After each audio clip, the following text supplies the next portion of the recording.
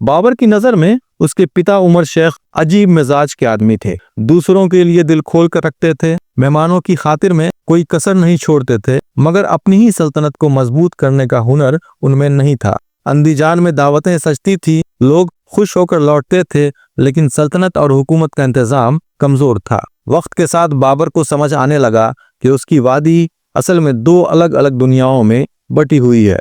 एक पहाड़ों के ऊपर की दुनिया और दूसरी दुनिया नीचे घास के मैदानों की।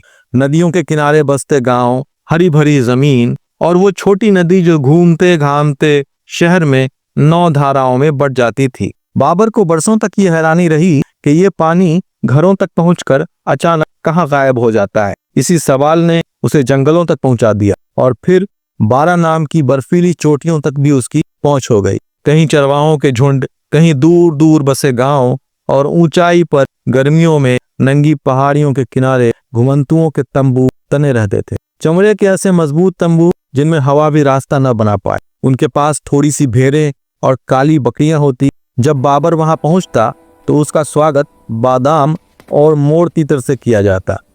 ऊंचे चरागाहों में बाबर ने कुछ अजीब चीजें भी देखी। एक ग्रेनाइट की चोटी जो दूर से मीनार जैसी लगती थी और एक खड़ा पत्थर इतना काला कि उसमें अपना चेहरा दिखाई दे। लोग उसे आईने जैसा पत्थर कहते थे। इन पहाड़ों के अपने राज थे जो नीचे के गांव को मालूम नहीं थे। कहीं कहीं एक के ऊपर एक पत्थरों के निशान थे और उनमें ऐसे गुप्त रास्ते थे जिनसे कानून से भागे हुए लोग एक घाटी से दूसरी घाटी की तरफ निकल जाते थे। तेजी से बड़ा होता हुआ बाबर अपने राज्य के इन सब रास्तों और रहस्यों से वाकिफ हो चुका था। बस्तियों में रहने वाले लोग किसी न किसी बहाने जश्न मना लिया करते थे। कभी फसल काटने की खुशी में, कभी बाहर के आने की खुशी में।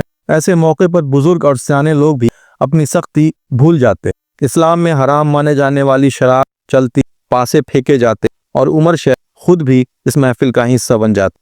गर्मियों में जब गुलाब और ट्यूलिप के फूल झड़ जाते तो नौजवानों की शरारतें शुरू हो जाती। वो बड़े बड़े कछुओं की पीठ पर मोमबत्तियां बांध देते ताकि शाम ढलते ही वो बागों में रेंगते हुए रोशनी बिखेर